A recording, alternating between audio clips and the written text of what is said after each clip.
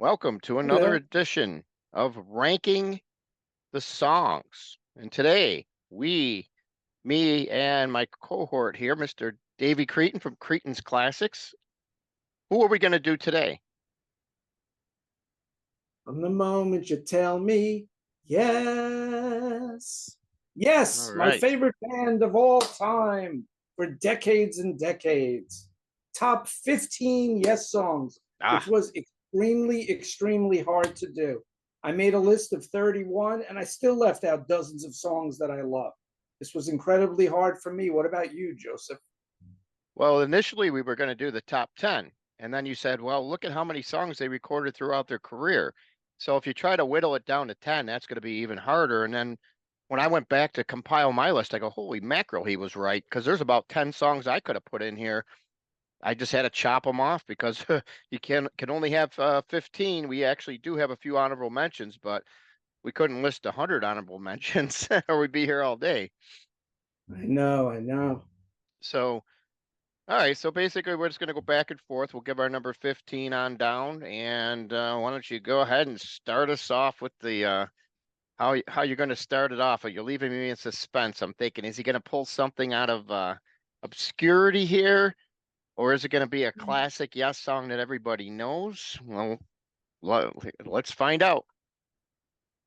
This song was first recorded in 1981, but it wasn't released until 1991.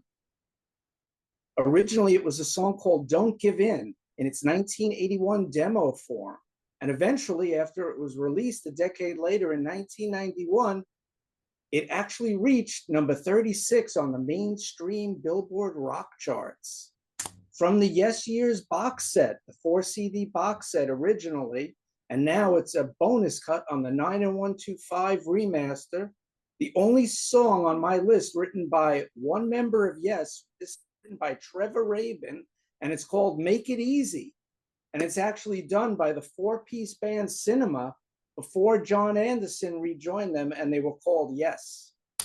I love this song. It reminds me of all the great stuff on Trevor Rabin's solo album from 1989, Can't Look Away. And I love that album. Personally, I think that record is better than Big Generator.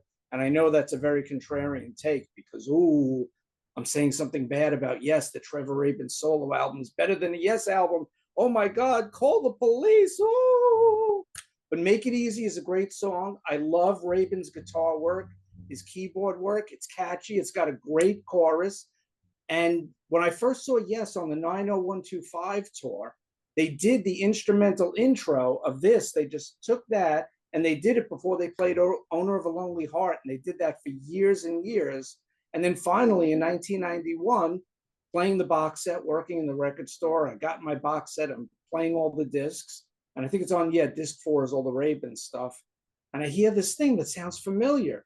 And it's that instrumental intro to Owner of a Lonely Heart. It's called Make It Easy. It's a great, catchy, hard rock song with some prog tendencies, and I love it. So Make It Easy by Cinema/Yes with Trevor Rabin on guitar and keyboards, Tony Kaye on keyboards, Chris Squire on bass, Alan White on drums. That is my number 15. Wow. Yeah. There may be more on that one later on. We shall find out. Or there may Hmm. not be. It makes you gonna have to stay tuned to find out.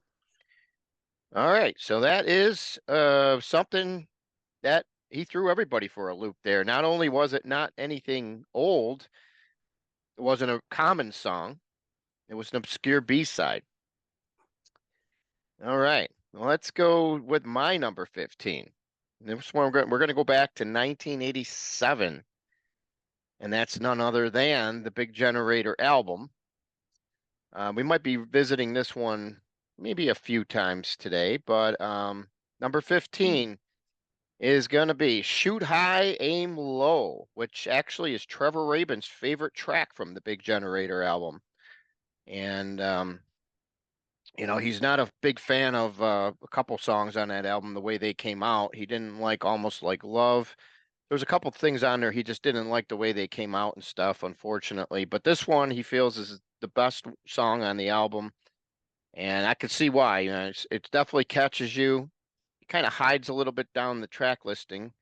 Um, but just a great solid song, and definitely one of those I would say deep deep cuts that people might not really know because Big Generator is not exactly the most, even though it did sell a decent amount of albums, it's still a lot of people, it gets a lot of flack these days from people because of the whole era coming from a Yes fan. Uh, I mean, and you probably like the Rabin era for the most part. You love Trevor Rabin, I would assume. Yeah, Talented dude, talented cat. but I would assume that Big Generator actually isn't one of your top top albums. We'll see. I don't want to spoil anything. All right, so that's number 15 for me. Shoot high, aim low. Okay, and oddly enough, I'm going to contradict myself. My number 14 comes from 1987's Big Generator. This track is about 6 minutes and 20 seconds, written by Rabin, Kay, Anderson, and Squire. A deeper track than Shoot High, Aim Low, which I think got some radio airplay, but this one did not. Final Eyes. And I think it's an Wow. elegant song, and it's in the mold of classic Yes. Anderson has some great vocals on it. There's different sections, so it moves along, and it's just a lush, elegant masterpiece. So my number 14, Final Eyes. Wow, you definitely caught me by surprise on that one. I never would have expected that to be on there. Excellent tune. Yeah, I think some of the better songs on Big Generator are the ones near the end of the album as opposed to the beginning. All right, so my number 14 is going to take us back in time even further, way further. We're going to go way, way, way back in time. Almost to the beginning, but not quite. We're going to go back to the year 1971, and it's going to be the first album to feature none other than Mr. Rick Wakeman on there. And waking he is. Heart of the Sunrise at number 14. One of the most popular Yes songs. A lot of fans consider this one of their favorites. Definitely a great song. I could not leave it off. It's just too good of a song to leave off of here. It's just that the other 13 I have ahead of them, I just feel are better. That's all. But Heart of the Sunrise, obviously clocking in at a little bit over 11 minutes, written by Anderson, Squire, and Bruford. And you could start to hear, you know, Rick Wakeman's impact in the band pretty much right away with this album. There's a lot of things on here that really he brings to the forefront that really help build this album and the future albums going forward until he left. um, but definitely this is for me one of the best songs the band has ever recorded. Anderson still plays it live. The band does pretty much play it regularly live all the time when they're not doing one of their album shows. Heart of the Sunrise is definitely one of the best Yes songs has to offer, and that's number 14 for me. Yes, sir.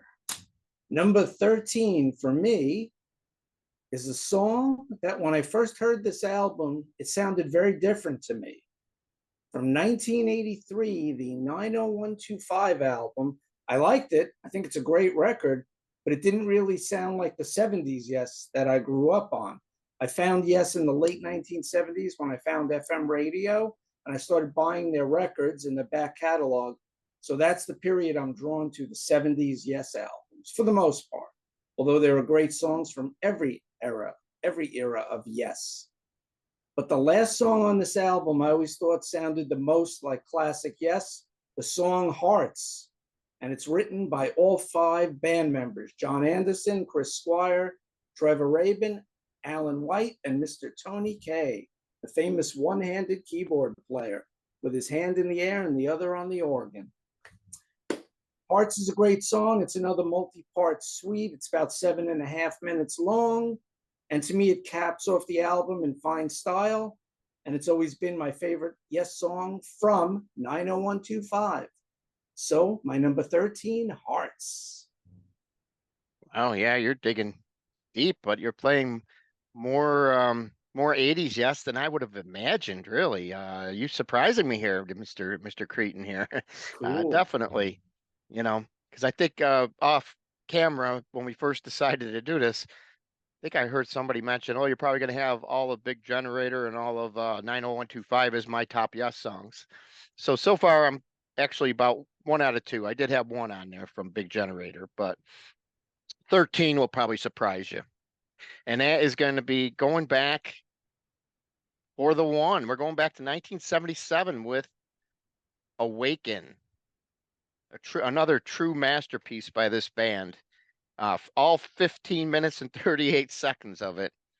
I just got to see John Anderson perform this last week. Man, oh man, it's just amazing how they still that band geeks that he has right now has done a great job doing replicating this track live. It's not an easy song to do when you're doing these 15-minute opuses here. This is just amazing. I really love the keyboards on it. I mean, everybody stands out on this song, and that's the one thing you like about Yes, how you always get to hear, Chris Squire. You always get to hear how, Wakeman, whoever's playing keyboards, whatever the case may be.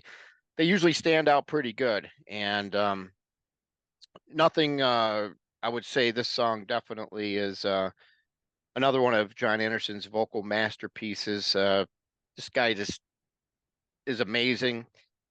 And this whole group, this is what, obviously this is kind of like near the tail end of that run because on the next album that came out, unfortunately, met with a lot of criticism. And, from there, it was pretty much downhill there for a little bit for him.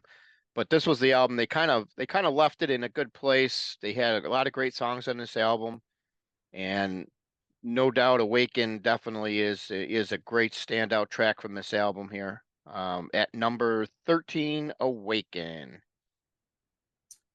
Okay, my number 12 is a 10 minute 24-second song written by John Anderson, Chris Squire, Steve Howe, and Alan White.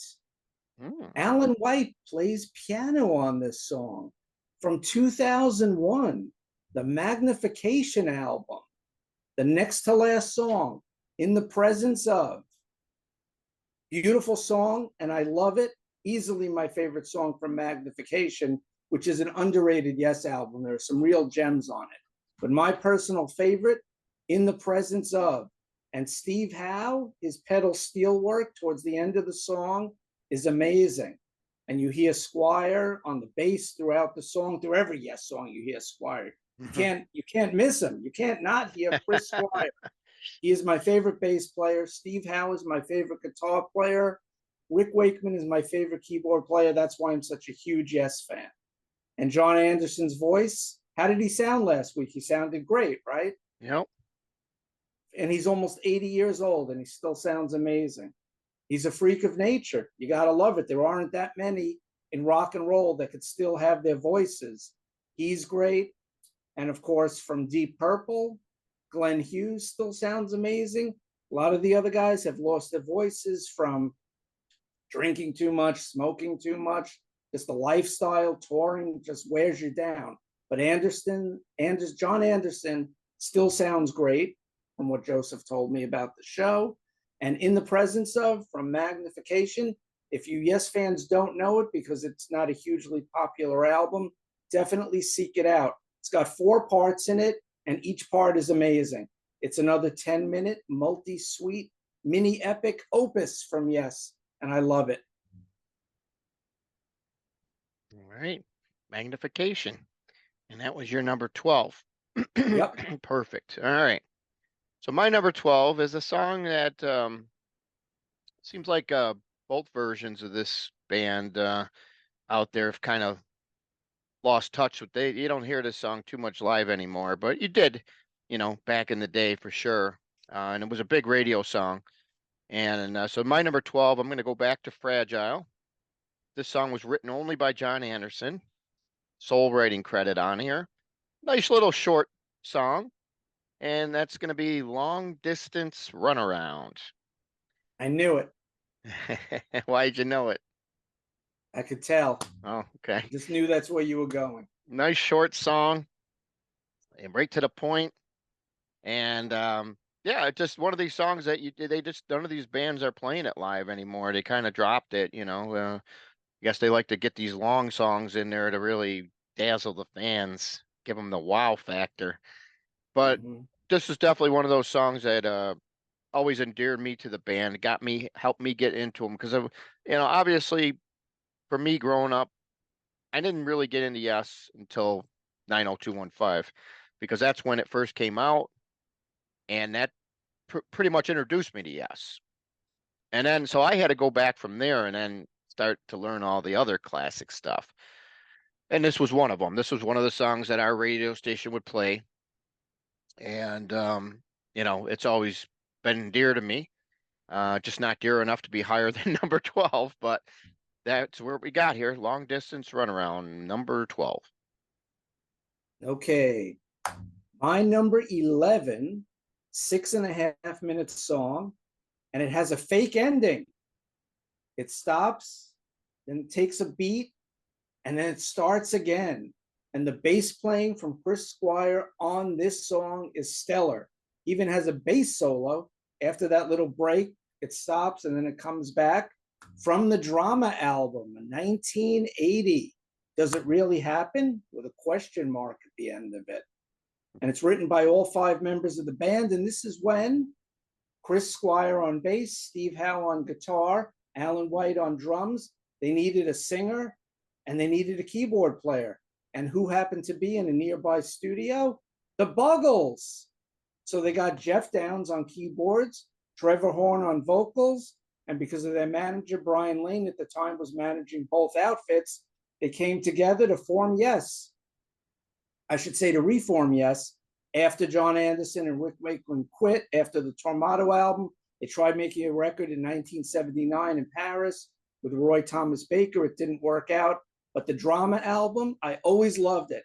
That, if memory serves, that was the first Yes album I bought in real time when it came out in 1980, because I heard Tempest Fugit, Tempest Fugit, Mm. however you want to say it, it's Latin, on the radio, and I heard this song.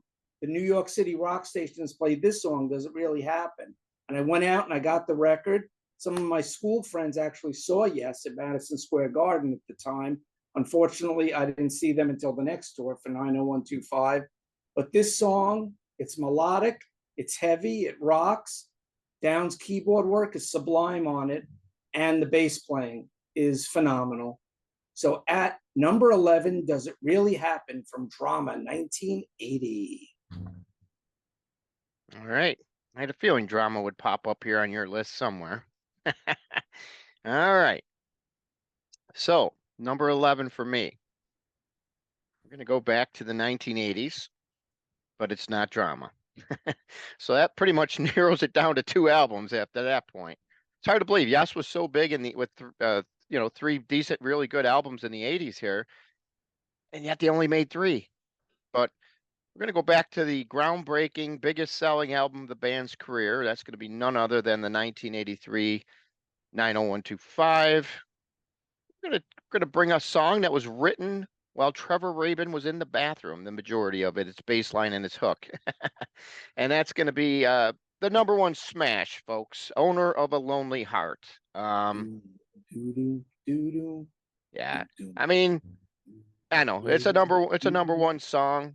Everybody, a lot of people, pure Yes fans, the purists don't really appreciate this song. They don't really like it. It definitely probably wouldn't be in a pure Yes fans top list. But how can you deny it? It went to number 1. It's got that beat. It's catchy. It's and even Anderson will still play it nowadays. Even Howe has sucked up to it and played it live.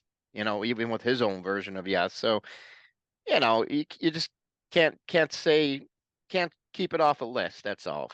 And then for me, it only made number 11. So I got 10 other gems here ahead of it.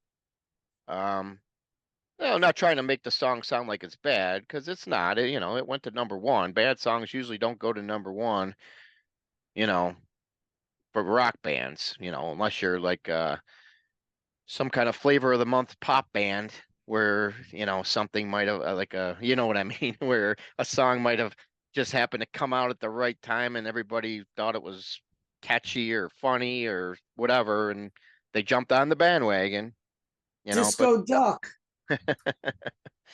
yeah, we could probably do a whole episode on weird songs that made number one, but this is definitely not one of them.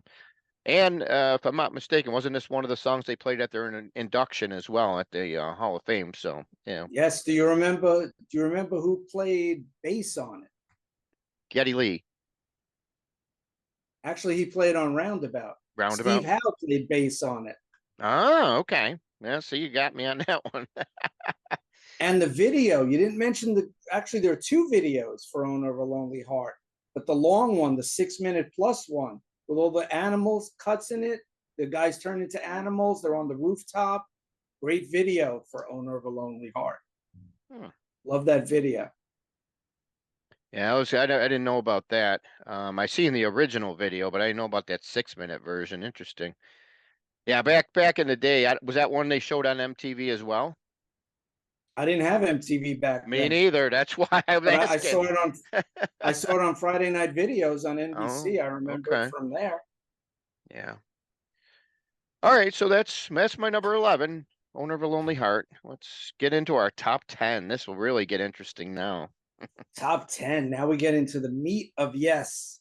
Number 10 is a 9.5 minute song from 1971. Now, the band put out two records in 1971 because a lot of bands did that in the 70s. Thin Lizzy, Elton John, et cetera, et cetera. It just, not Queen, but I think Queen did it once Yeah, also. But a lot of rock bands put out two records a year for a little while. It was just record, tour, record, tour, record, and it was Kiss. just driving them batty.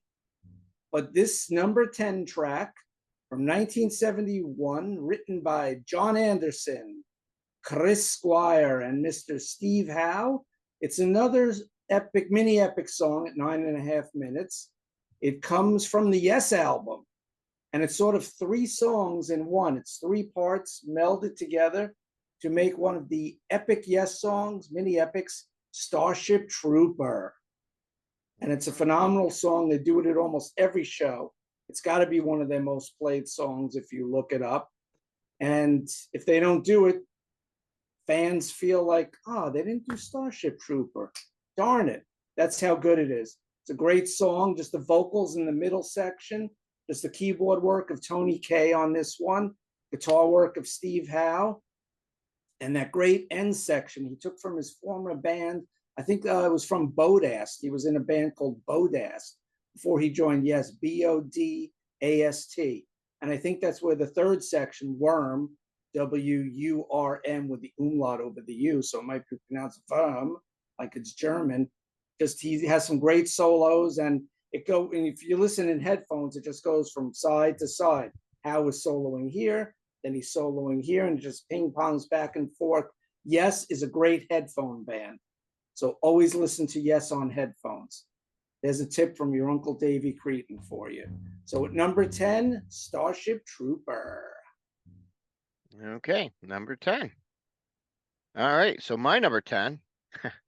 So far, I'm making you look like you're somewhat right here, but when we end here, you'll say, "Wow!"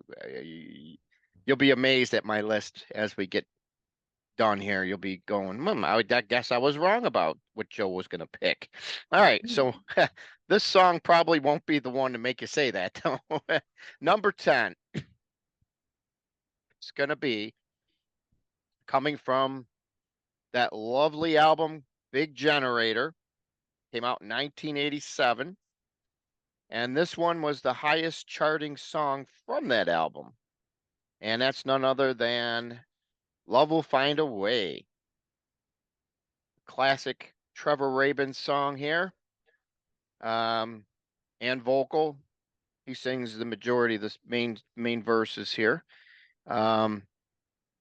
Originally it was actually written with him and Stevie Nicks were going to work on the song. And and then I think it was Alan White that said, "Hey, we should be recording this for ourselves. Let's not give it away to somebody else," because he thought that the song was really good. Obviously, it's a little bit of departure from the typical Yes sound in some aspects of the way it was written. But they brought it back into form, and I think it's one of the band's best songs, definitely for my number 10. And it's one of those songs that kind of, get lost in the shuffle. You really don't hear it much anywhere anymore at all. They didn't even play it when they got ARW together. Unfortunately, I was hoping that they would at least maybe stick that in a concert or something. But they didn't bring it back at all. I think the only time I got to see that live was on the Big Generator tour. So, but that, nonetheless, to me, it still stands out as one of my favorite Yes songs, and it clocks in at number 10. And they always play Rhythm of Love and Love Will Find a Way. I always thought was the better song. So I agree with you. ARW did Rhythm of Love. And Rhythm of Love, Yeah, definitely not my favorite Yes song. no, me neither. Moving on to my number nine. Number nine, number nine, number nine. This comes from the 70s and it features Yes's third keyboard player from 1974's Relayer, Patrick Moraz, the Lord of the Boards, the Swiss Twiddler, playing with Yes. And this is a real deep cut. The last song out of the three songs on side two, To Be Over, comes in at 9 minutes long, and it's written by all five members of the band. And it's another one of those mini Yes epics, but this one's very lush and melodic and it's mellow. And Steve Howe has some great, what sounds a bit like country guitar playing, but then he was hugely influenced by Chet Atkins. So that comes out on this song. He's got some great slide playing, some great just chicken picking that he does, because he can play any style and he does it so well. That's what I love about Steve Howe. And Patrick Moraz, his keyboard work on this song, on the whole album, is amazing. So coming in at my number nine, To Be Over from Relayer. All right, very good. Didn't expect that album to get anything on anybody's list here, interestingly enough. But that was surprise there. So can't wait to see what else you got cooking here. All right. So my number 9 is gonna go. We're gonna go back into that album that came out in 1977, Going for the One. And side two, first track, solely written by John Anderson. What a gem. This song is amazing. And it's something I've kind of more recently really got into. And that's the one thing I like about, discovering songs that maybe I didn't even give a chance before, or whatever the case. Wondrous Stories. Wow, what a track. I just couldn't believe how great this song was. Where the heck where have I been for the last 45 40, years, yeah, 47 years. 47. Yeah, it's like, whoa. I think that album actually, Going for the One, just I don't even think they were on my top when me and Mr. Tom Jennings did I think we ranked the top 10 Yes albums. I don't think that album was anywhere near on my top 10. So that's one thing I definitely want to be doing is redo we're going to do the whole Yes catalog with somebody down the road. I don't know when, I don't know with who, but I'm going to be redoing the whole catalog top to bottom, and we're just going to give it the whole full ranking. I would love to see where a lot of these things now fall, because this was like 2, 3 years ago. I think we did the Yes top 10 albums. So I would bet you at least the bottom half of my top 10 probably changed. Well, I mean, from like 5 to 10 in that area. Kind of hard to beat 1, 2, 3, 4, and 5 because I know I had all my gems in there. But getting back to the song, yeah, written by Anderson. What a lyric! What a great vocal! This song, it's just a great song overall. Yeah, Keyboard work, definitely, Wakeman yeah, on the keyboards, Yeah. Yeah. Everything stands out on this one. It's just a great song and definitely one of those ones that I think, even on our classic rock radio station, they never played it. It's like that whole album never really got touched, which is another reason why I wasn't all too familiar with it. I mean, if you don't own the album and you don't know about it, how else you gonna hear it? It's just that album I felt is definitely probably one of the most underrated ones, at least at that point. But now that I own it, have heard it many, many times. It definitely stands out as one of the best albums this band has ever recorded, without a doubt. I So, agree. number 9, Wondrous Stories. And I just want to add the only maybe bad thing about the album, about going for the one from 1977 on Atlantic Records, the only minor quibble I would have with it, it doesn't have a Roger Dean album cover. It Uh-huh. has a naked guy on the cover, just like Rush 2112. There's naked men everywhere. But other than I mean, it's a nice triple gatefold, even though it's a single album. It's got some nice pictures on the inside of the original vinyl, but I would have preferred a Roger Dean album cover. But Going for the One is a phenomenal album, start to finish. Coming in on my list at number 8, going back to the 80s again, but it's the 5-man lineup with the Buggles from 1980s drama, side 1, cut number 1, almost 10 and a half minutes long. And this is the song and the album that brings the Steve Howe guitar thunder, and his guitars sound great and beefy and powerful, because I know a lot of Yes fans and a lot of lukewarm Yes fans, they don't like Steve Howe's guitar tone because it could be very grating on you. It's just that high piercing sound, sort of like Vernon Reid from Living Color. He's another one where a lot of people say, oh, that screeching guitar tone. And Steve Howe occasionally does have that, but I don't mind it. But on this song, he does not have it. Side 1, track 1, 10 and a half minutes, Machine Messiah. And the intense instrumental interplay of these 4 musicians just playing their instruments, bass, guitar, drums, keyboards, amazing on this song. And you get a great vocal from Trevor Horn along with Chris Squire. And at certain points in the song, they alternate lines. And it's just an amazing song. The vocals, the music, this is top tier, Yes, in my mind. Machine Messiah is my number 8. And I love that the band brought this back in the 2000s. It was nice to see them play it.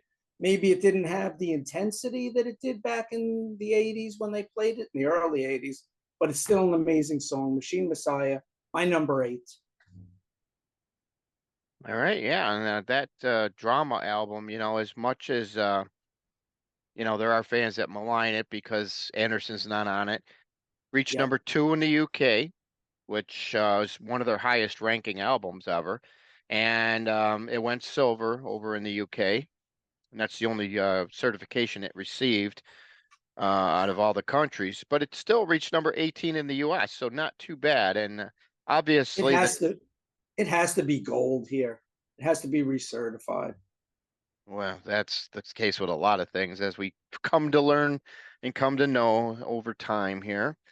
All right. So the other thing I want to mention, since this might be the last time you mentioned the drama lineup, but that actually lineup is pretty much what kind of laid down the groundwork for another super group, Asia. That's how Downs and How first got together, was with that album. And then they kind of stayed working together, met John Wetton and Carl Palmer, and the rest they say is history. So interesting how, something like that can just turn into something magnificent, just great. Asia, definitely another great out band that I really enjoy. And so I just wanted to bring that up because that's how Downs and How met there, and then they ended up forming Asia a couple years, 2 years later, to tell you, to be truthful, interestingly enough. All right, so that was your number 8. Yes. My number 8, I hope I don't fall off because I'm getting close to the edge. Number 8. Great album, Yeah. great song. Oh, the song. Okay. Yeah. Yep, exactly. 1972. Man, oh man, I don't know what else to say about this one. I mean, just to see this one performed live, it's one of those songs that, unfortunately, the band never got a chance to play it live a lot just because of the length. You never really got to see it. It takes up a whole side, obviously, and it has four parts to it.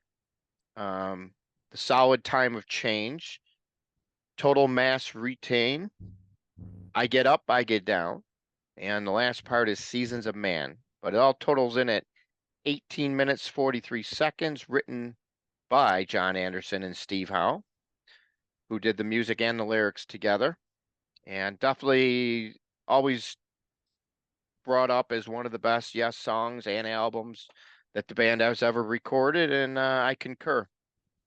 Just a great song, long song, but you really have to listen to it all the way through in one good seating. Listen to that whole album. I mean, what another fantastic album. Although it only has three songs on it, it's just amazing.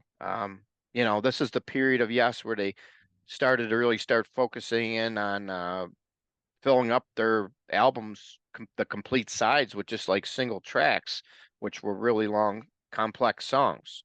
And this album was no slouch because it actually charted at number 3 in the US, number 4 in the UK, and was the band's last platinum album until 1978's Tormato, which very interesting about Tormato, how the albums in between Close to the Edge and Tormato all went gold.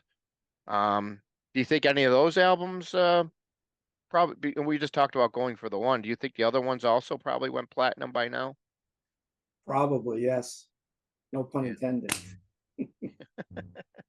It's just strange how these certifications sometimes come across. I think nowadays, though, from what I hear, is that the bands or somebody's got to actually pay some kind of a fee or something to get it recertified, and that's only just to see if it, made that status. I don't even know how they go about doing all that, but it's a process and it's costly.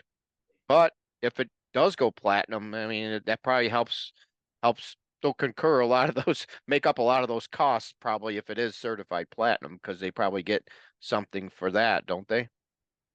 Yes, and it's a feather in the band's or the artist's cap.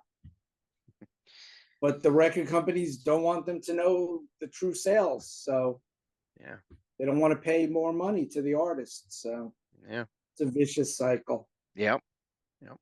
All right, so number 8, Close to the Edge. We got 7 more to go each. My number 7 goes back to 1971, Mm, the Yes album. And it's the first album, as you said, with Mr. Steve Howe.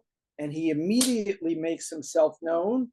Side one, cut one. Yours is no disgrace. Just a bounce, bounce, bounce, bounce, bounce, bounce, bounce, right away on the guitar. mm-hmm. And the great keyboards of Tony Kaye, who's not an amazing, phenomenal player, but he always plays what's right for the song.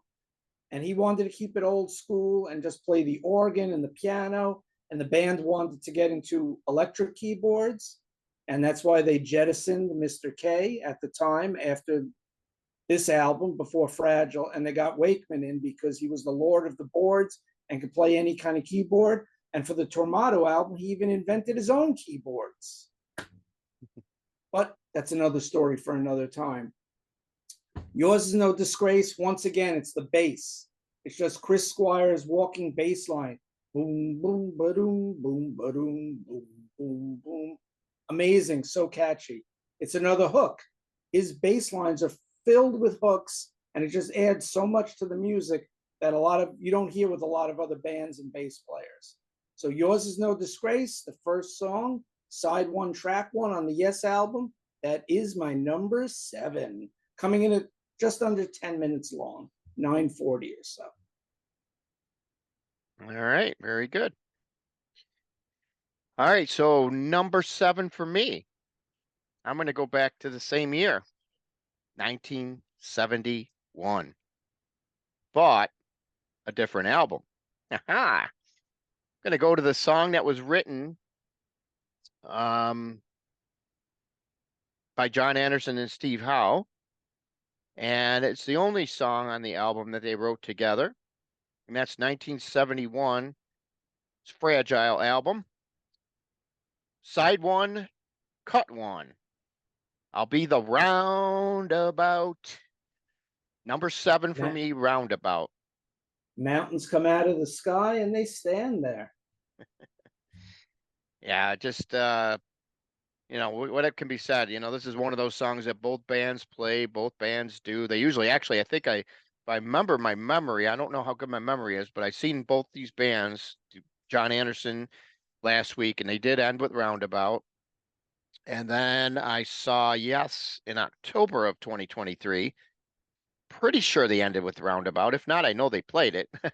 That's tells you, all you need to know about this song. When a band plays it as their last song, it usually means it's pretty important. And there's no doubt, this song is definitely one of the classic songs of the band. It actually hit number 13 on the charts. Back then, the band really didn't have much of a chart presence as far as singles were concerned. It wasn't really until 90125 where the singles really started to roll in for them. But oddly enough, though, that was number 13 in the U.S. But it was We edited way down, 3.5 minute edit. Oof. Yeah. Well, they had to do that because at the time, who was going to listen to a long track, on the radio unless you're listening to FM. So, Right. but needless to say, what a great song. And that's my number 7, Roundabout. Okay. My number 6, 1972, Hmm. the Close to the Edge album, written by John Anderson, Bill Bruford, Chris Squire, and Steve Howe. It's the 10-minute, beautiful, haunting, elegant, and You and I, one of my favorite Yes songs. And every time I see them, because I've seen them tour every studio album from 90125 up, except the last 2 tours. I did not see Mirror to the Sky, and I did not see The Quest. That's it. I didn't see Hmm. those 2 tours, but I've seen them tour every studio album. So I've seen this song dozens of times because I must have seen Yes 20, 30 times. I lost count. I don't know how many. Hmm. And this song, and You and I, never fails to move me when I see it live. It's so bombastic and it's haunting. It's beautiful. I said that already. I just love this song. And You and I is my number 6. Howe's guitar playing on this song? Anderson's vocals. That's all you need to know. Amazing song. Okay. All right. Well, my number 6 is actually something different. We're going to go back to 1971. There's something about that year. Must be something in the air. I don't know. But we're going to go back to the Yes album, which obviously was the first one with Mr. Steve Howe. And we're going to look around for all those good people. I've seen all good people. Number 6. Classic song. Features the 2 parts of Your Move and All Good People, which Your Move was pulled as a single from the album. And although it did chart, but it only charted right at number 40. So that was their first ever single that actually charted in the US. And I remember, if I remember serves me right, Shaw Blades did a cover of that song on their covers album. And Yeah, they did a influence. influence. Yep, they did a great job on that. Just a great song all the way around. What can be said about that one? Um, so yeah, that one hit number 40 for the Your Move part. As far as the song itself, it's one of those ones that the radio has touched it over the years many, many, many times. It's a song the bands usually always play live, and it's just one of those great classic, phenomenal Yes songs that you just never get sick of. No matter how many times you hear it, you just don't really get sick of it. At least I don't. So Overplayed. yeah, for you maybe. But for me, great song, and that's why it's my number 6. Alrighty, Rudy. Top 5. Uh-oh. Here we go. This is a song I think you may have mentioned already from the magical year of 1971, from the Fragile album, however you want to say it, all 11 minutes of Heart of the Sunrise. Mm. And it's a great song written by Anderson, Squire, and Bruford. Amazing song. It's powerful. And Anderson's vocals on this, the whole sharp distance part, phenomenal, stunning, amazing, stellar. I don't even have enough adjectives to describe this song. It's Heart of the Sunrise, and it's one of the classic Yes songs. So that is my number 5, Heart of the Sunrise. All right. So my number 6 or 5, I'm sorry, we're in the top 5 now. Changes from the 1983 album 90125. Always loved this song. Another classic song Trevor Rabin brought into the band. Obviously, then him, Anderson, and Alan White took it, made it grow from there. And I love the contrasting vocal styles of Trevor Rabin and John Anderson on this song. It's just those something about those two voices that just work so good together on much of this album, and a little bit on the follow up, Big Generator. A little bit on, you can hear some more on the Union album, and maybe a little bit on Talk, but it seems like they did more on the 90125 than any of the albums together, really, as far as kind of sharing the co-lead vocals. They did more of that on this album, probably because of the cinema. I would assume the cinema project was originally Rabin's, Yes. and he did all the singing, and then they brought Anderson in to kind of help out with the vocals, but not really take over as the sole vocalist on everything. But he did do vocals on every song, though, on 90125. Except the instrumental cinema. Well, let's not get carried away here. Hey, you funny guy. All right. So Changes was awesome in the fact that by the time we got to see ARW, Anderson, Rabin, Wakeman, um, on that first tour, I believe that was 2016. They weren't playing this song in the beginning on the tour, and luckily by the time they got around to playing our show in Buffalo, they had added it in maybe a couple shows in the nights before. So it was great to see them stick it in the set and play it live. Just a great song. That song definitely stood out as one of the highlights of that whole show. So I was so glad to see that they played it, because they really didn't focus too much on a lot of that Rabin era as you would have thought that they would, considering they were going by the name Anderson, Rabin, and Wakeman. And then Yep. the next time they toured 2 years later, it was basically they were calling themselves Yes, featuring Anderson, Rabin, Wakeman. So I mean, I don't know how they were able to finagle that one, but they were. Everything worked out in their favor on that one. But I'm kind of partial to the first time I seen them, because I never would have thought in a million years I'd ever get to see those guys, Trevor Rabin, back together with John Anderson and even Rick Wakeman, even though Howe wasn't there and neither was anybody else. But the guys they got to fill in on that tour did a great job, no doubt. Did you get to see that tour at all, the ARW? Yes, I did. I saw it on Long Island at geez, CW Post. I'm pretty sure that was CW Post. Mm, And I yeah, think they did changes at my show too. cool. How'd you enjoy the show though? Was it good? Oh, I liked it. Wakeman and Rabin went through the crowd. Oh That I wow, remember. nice. Wakeman had his portable, keytar, the portable keyboard. He walked up Yes. one side of the venue. I think he walked up our side, and then Rabin and his, or maybe they crossed. and then went back to the stage. But good show. Yeah. I like that show. Yeah, definitely a great time for sure. You know, you just I never expected to ever be able to see those guys together again. So when we got to see them not only once but twice within a couple years of each other, man, that was just fantastic.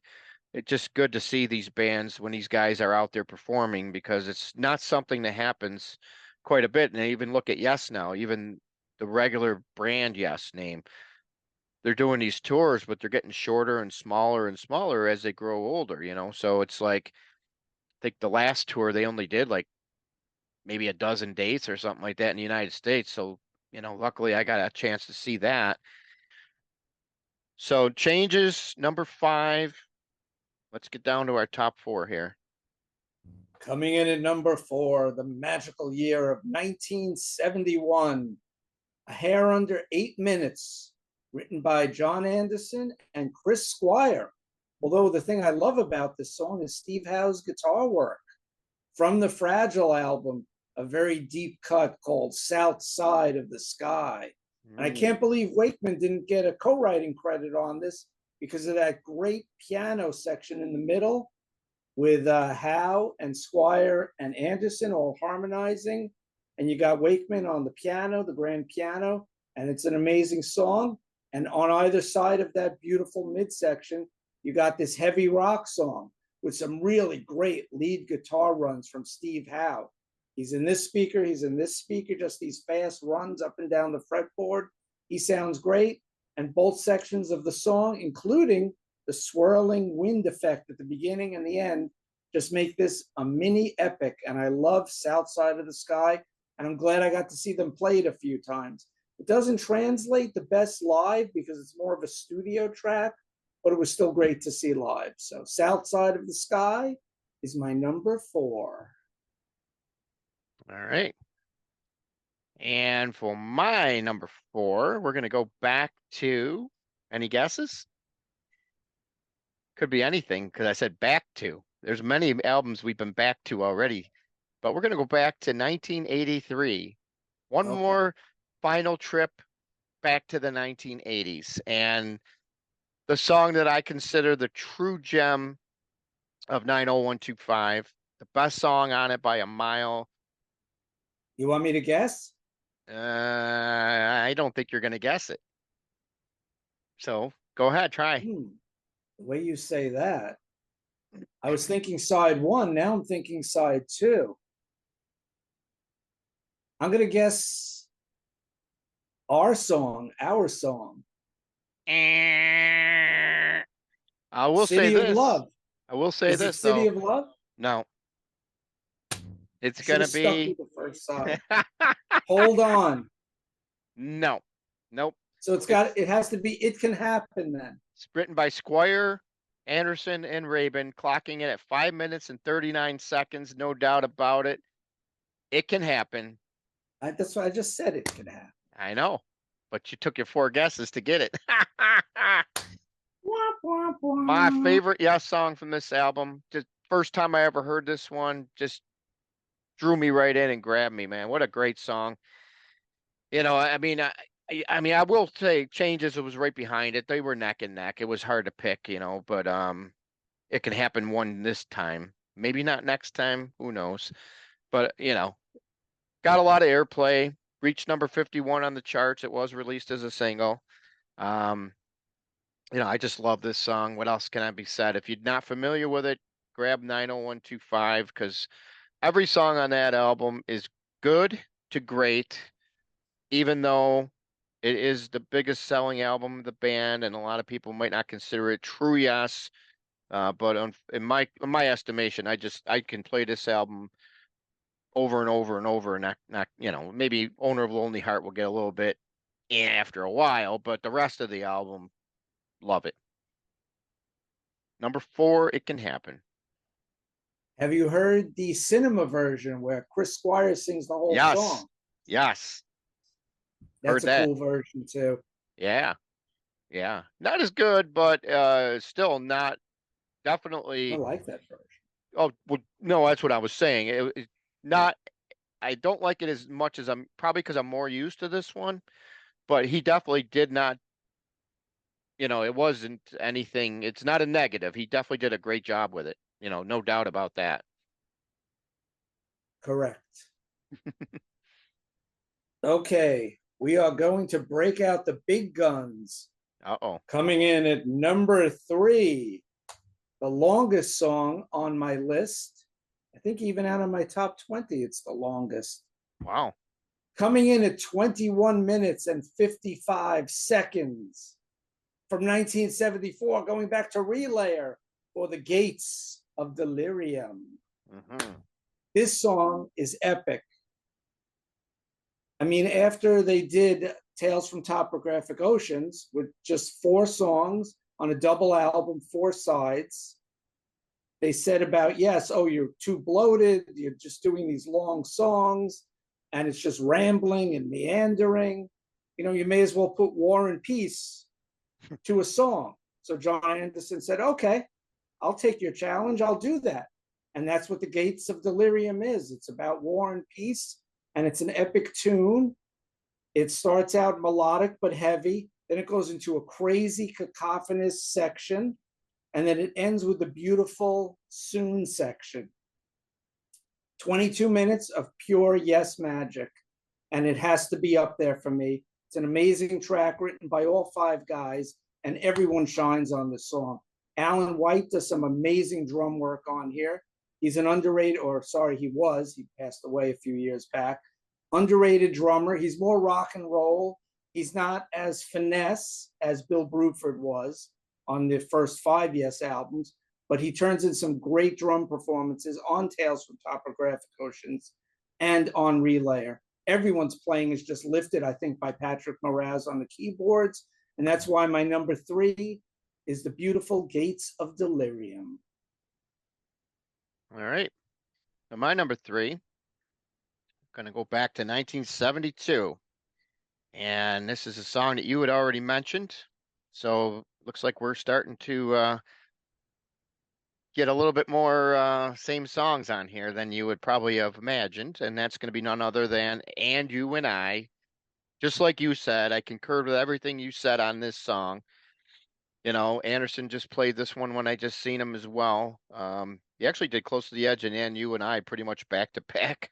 Great, great, great song. There's 4 parts to it, which I'll mention those because I don't believe that you mentioned the breakdown of the actual parts of the song. But Chord of Life being the first, Eclipse the second, the third, the Preacher, the Teacher, and the last, the Apocalypse. But all the lyrics were written by John Anderson, of course, and then the other guys all were involved with writing the music as far as Anderson, Bruford, and Squire, and Howe. And how? Yeah, except for Eclipse, it says. I don't know what that's all about. But the weird thing is, I don't see any mention here about Wakeman on that song, which is weird because his influence is definitely felt upon these songs. And there's a couple, both the Close to the Edge and that one, they just don't mention anything about him getting some kind of a writing credit. So I don't know. Well, there was an issue at the beginning when he joined Yes, because he had signed, I think it was A&M Records with the Straubs, or Straubs as they're really known. He was with another proggy folk band called Straubs, and that's why on Fragile he couldn't do his own song. He had to do a cover. That's why he did Cons and Brahms. So I think it was a contractual thing at the beginning that he couldn't get writing credits. Sounds like something like that because I can't. You could definitely hear the influence in the song. He had definitely had a hand in somehow in formulation of these songs, for sure. So anyhow, that's my number 3, And You and I. Just a great song, and to hear it live and see it performed live, it's just like, it's one of those moments where it just gives you goosebumps. Powerful. Yep, definitely, definitely. All right, so we're going to go down to our top 2 songs. Now, this is really going to get good. A song you mentioned already, almost my number 1 song, but coming in at number 2 from Going for the One, 1977, the epic, near 16-minute long, Awaken. And after he had gone for about 3 years or so, Wakeman came back and they recorded this epic song and great album. And he starts it off with some great keyboard work, some great piano work, and there's church organ in it. There's all kinds of crazy synths in it, and just all the members shine. It's got that mellow section that just builds and builds, and then the ending, it just explodes. Phenomenal song, and I can't say anything else because you said such great things about it. Awaken is my number 2. Peace. All right, my number 2 is another one you mentioned from 1971's Yes album, the first album with Mr. Steve Howe. And I believe you said exactly what you said. The first track, he's let his presence be known. Yours is no disgrace. Clocking it at 9 minutes long. But what a song. You know, it's a song that the band has pretty much done a lot of times throughout their career. They opened with this song in concert. And Anderson has done it on his last 2 tours. Just a great way to open the show. You get a little bit of this, a little bit of that. You know, bass playing of Chris Squire goes without saying. And these guys, this is where it's just amazing because on this album, obviously you didn't have Rick Wakeman in there yet, but like you said, Tony Kaye, one of the reasons why he left is because they wanted him to become more involved with different more keyboards and more layers, more textures, but he liked to keep it simple and play within the song. And you know, he definitely did that and then some on this Yours is No Disgrace, probably one of the highlights of his Yes catalog. You know, one of the best songs that he plays on. I would have to say. And then what else can be said about the rest of the song? You know, we talked about Squire, we talked about Kay, and then of course, you know, Steve Howe.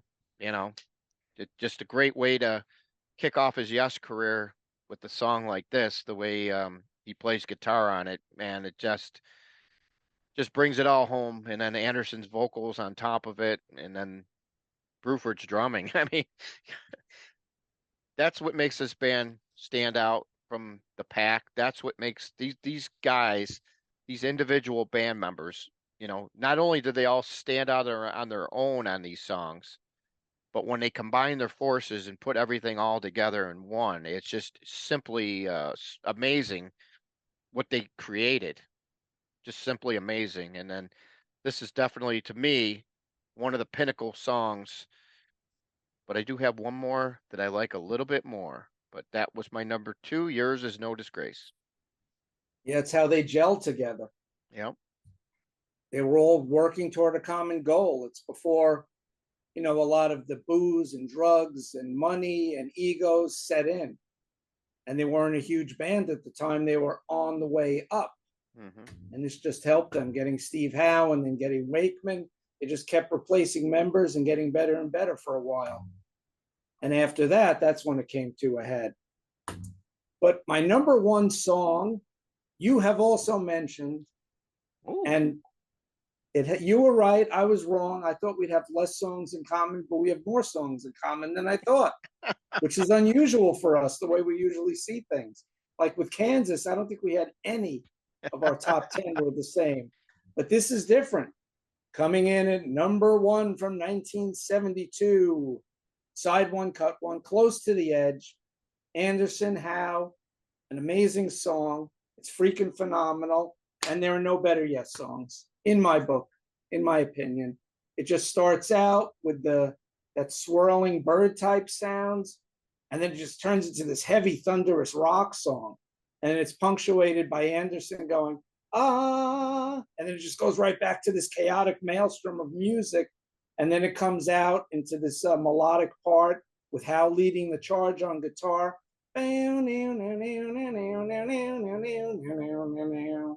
Just amazing song, awesome, phenomenal, love it. Close to the Edge, my number 1 favorite song by my favorite band, Yes. All right. All right. So that concludes your top 15. And then we'll do honorable mentions when I'm done with this one here. But my number 1, where would you think I'd be leaning towards if you kind of kept track? You're going to the Steve Howe penned B-side from Tormato called Abilene. That's where you're going, right? I'm just kidding. Where No, are you going? but Steve Howe is definitely a part of this song. As this song is unique for Yes in a way because it's three songs in one. And Anderson wrote the first part, Squire wrote the second, and Howe brung up the rear on this one. Oh, I know it. And that's going to be a song you already mentioned. And it's got the greatest, catchiest riff this band has ever performed, ever made. And it's probably one of the most yet loved Yes songs in the whole catalog. None other than Starship Trooper. All 9 minutes and 29 seconds of it. And you Yep. got Anderson writing Life Seeker. You've got Squire writing The Disillusion. And then, of course, Worm with Steve Howe. Doesn't get any better than this. This song, I've loved this song since the first time I ever heard it, and I'd never gotten away from it. It's just one of those fantastic songs that once you hear it, and like you mentioned, it draws you in, and you're stuck there. There's nowhere else to go. This song for me is the epitome of all the Yes songs. The top dog will never be beaten. Locked in at number one, Starship Trooper. And you were right. We had 5 in common, if I counted right. I think we had Starship Trooper, Yours Is No Disgrace, and you and I, Heart of the Sunrise, Close to the Edge. We had 5 in common. That's rare for us. and I Awaken. said I said 3. Oh, Awaken 6. Yeah, It's six. 6 in common. Oh my goodness. And you guessed 5 and I said 3 or less, so I was way off. Oofa. Wow. Well, that's how great they are. Zoink Scoob. The songs that we chose, they're just great, fantastic songs. I mean, yeah, there's a couple that we failed to mention, so let's mention our honorable mentions to see if they pop up here for anybody. Just give me all 5 of your honorable mentions, your little quick take on each one if you want, and then I'll give you Okay. mine. I got some real deep tracks here. At number 20, From Keys to Ascension, Part 1 from 1996, Wow. the 19-minute epic that is. And it's when Wakeman came back into the band. So you had Chris Squire, Alan White, Steve Howe, John Anderson, and Rick Wakeman. They did a 19-minute track, that is. If you don't know it, check it out. Great song. Coming in at number 19, and this is my latest song out of all the years I did from 71 to 2011, the Fly From Here suite from the album Fly From Here. And I'm going to take the original version with Benoit David, so it's the drama lineup. And then they got this new singer, French Canadian guy, Benoit David, and his last name is my first name. And he did a good job on this song. And this was originally done by the drama lineup. They did like a 5 or 6 minute version of it. And you could find that version on the remastered CD of Drama. So Fly From Here, I think, is a great epic song, about 20 minutes long, give or take. Coming in at number 18, I'm going to Keys to Ascension Volume 2, 18.5-minute song called Mind Drive, which was basically the guts of the song, the rhythm, the bass and the drum come from bass and drum work. The groove came from when Chris Squire and Alan White got together with Jimmy Page. After Yes dissolved in 1980, 1981, they got together with Jimmy Page, who was out of Zeppelin, unfortunately, after Bonham died, and they did some work together. They were great bootlegs. I have some CDs somewhere, and you could find them on YouTube.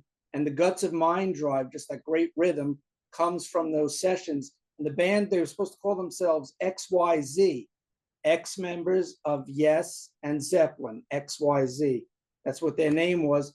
And Jimmy Page tried to get Robert Plant as the singer, but he was so devastated by his great friend, John Bonham, dying that he said he's not doing any music at the time. Of course, a year later, he came out with a solo debut, but what could have been, that would have been an amazing band, would be my guess. But Mind Drive is my number 18. Sorry, I rambled a bit there. Number 17 is a song you mentioned from the much maligned Big Generator album, Shoot High, Aim Low. I think it's a great song. My second favorite song from Big Generator. And it's a prog song. You get the Rabin part, you get the Anderson part, they melded together. Excellent song. Proggy, it's 7 minutes long. Excellent track. And my number 16 is the third song that I did not mention from Not Close to the Edge, but Relayer, Sound Chaser. That song, 9.5 minutes long, is sick. Yes, we're influenced, besides getting Patrick Moraz, who was a jazzy keyboard player, they were influenced by Weather Report, the Mahavishnu Orchestra, Chick Corea, and it's just such an intense song. Just white on drums. It's amazing on the whole freaking album. Moraz on keyboards, Howe on crazy electric guitar, and Squire just all over the place. And it's very intense, and it's not an easy listen. It's uneasy listening music. Sound Chaser was my number 16. Okay, very good. All right, so just real quick, give you my top my 5 honorable mentions. Going to go back to 1983 for my number 20, which is Hold On. Great song that Anderson, Rabin, and Wakeman played live on their tour. And I think they overdid it by played it. They overextended it. Yeah, I remember that song just seemed like it was never going to end. Because By Wakeman hearing, had to add his keyboards to it. but a great song nonetheless. At least the studio version. Number 20. Number 19 will be the title track from 1977, Going for the One, which the How version of Yes just played on their last tour last fall. Great to see that one live.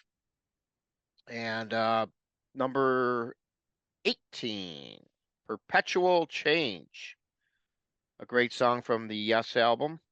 Mm-hmm. Let's see, that brings me down to my number 17. And I think I'll just leave it right there. Leave it. 1983, which hit number 24 on the charts. Hard to believe that that song was the second charting single, highest single from that album. But it just doesn't seem as, especially going back, looking back at it now, that song just isn't as. I used to like it more back in the day. I think it's lost some luster over the course of time for me for some reason or another. I just don't enjoy it as much as I used to, but still enjoyed it enough where it's definitely an honorable mention. And I You thought know, that would be in your top 15. no, no, but that's the reason why it just isn't as strong as I remembered it. I don't know why. I just don't. I used to love it. Now I only like it. You know how like they always say, "Oh, it was that song is just didn't age well." Well, that's what the thing is for me. I guess it just didn't age well long enough for me, at least not to make the top 15, but definitely good enough to be an honorable mention. And then my number 16 is a song you mentioned, which was recorded in 81, finally released in 91, and then it has Wow. appeared on the later versions of 90125 with the bonus tracks on it. That's Make It Easy, the Trevor Rabin tune. Yeah, that song, man, oh man, that when I first heard that, I said, man, I wish this song was on 90125. Absolutely. It definitely fits it right at home on it. It would have been interesting to see what they would have done with John Anderson had they put it on that album with the vocal arrangements and stuff. Hmm. It would have been very interesting to see what they would have done because I don't think they would have just left it with Rabin only on vocals. So they would have done something with John on it. So I just find that it would have been interesting if they did. Um, It's a good point. yeah.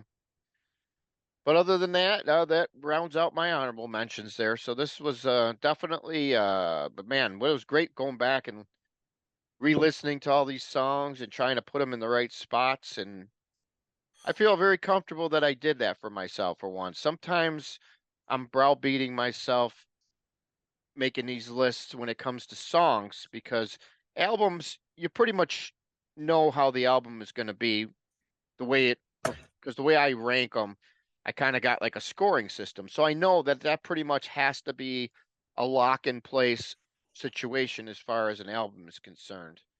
There's a lot of factors involved, how good the songs are, and a lot of other factors like take into consideration, another one, do you skip any tracks on the CD when you listen to it? There's a lot of things that go into my formula. But songs are different. It's really hard to put one song against another because, like you said, you can do one of these lists 2 weeks from now, 2 months from now, and you probably have maybe the same songs, but the ordering might be a lot different. You just Yep. never know. It's kind of like a day to day thing. Oh, today I love this song better, but I felt like this was a true interpretation of exactly where I am right now and probably how it's going to stay unless I discover more songs that I begin to appreciate more than maybe I do right now. You know, like now that I've heard your list and seen it and everything I'm going to go back and dig out that Relayer album because that's one of those albums that I never really gave a really good fair shake on, as compared to some of these other ones. Um, for whatever reason, it's one of those ones I never had back in the day. I kind of acquired it maybe within the last 5 years, but you know how it is trying to listen to albums and now with all these ranking shows that we're doing and everything, you don't always get a chance to listen to something you bought 5 years ago right away. And because you're always listening to other stuff and ranking it and getting it Mhm. Yep. prepared. So there's not a lot of listening time available. Um, Nowadays for me, I'm always constantly on to my next artist and going from there. But it was great to delve back into the S catalog for a couple days and revisit some of these albums that maybe I hadn't listened to in quite some time. And I'll tell you, man, Close to the Edge really hit home for me much more than it ever has, as you could tell from my ranking and also going for the one. Yeah, definitely. Those two albums to me are definitely looked at in a different perspective now. And that's one of That's the good. reasons why I like to do these shows because it even helps me broaden my horizons more on stuff. You know what I mean? All positive stuff. Yeah, definitely. You got any last thoughts for us before we let you go today? Just find me on Cretan Classics. That's my YouTube channel. And I'm going to be adding a couple of new videos over the next week, Ah, all right. Sounds good. including including maybe a rant on a band we spoke about very recently. Hmm. Hmm. Hmm. Interesting. Can't wait to hear that and see that one. Ooh, ha, So, ha, ha, ha, ha, ha. all right, sounds good, Davey. Thank you. Like you said, we'll put the message up on the screen at the end here. Cretan's Classics YouTube channel. And we'll put the link in the thing as well. Make sure you subscribe. Let us know how we did today. Considering that's Davey's favorite band. I hope that my list and his list, although a little different, we did have a few of the same songs. Hopefully, let us know what you think, how we did with our selecting. Coming from a true number one, Yes is his number one band, as opposed to me, who Yes is definitely one of my top bands. Maybe not number one, but definitely we get two different perspectives here, and that's the main thing. And it is interesting that we hit so many songs at least on the same top 15 list, and maybe not in the Yeah. same exact spot, but interesting to say the least for us, considering we're always way off with each other on other Yes. things, like you mentioned. All right, that will do it for this episode. Stay tuned for more down the road. Signing off. And thank you for having me, Joseph. You're Take welcome. care.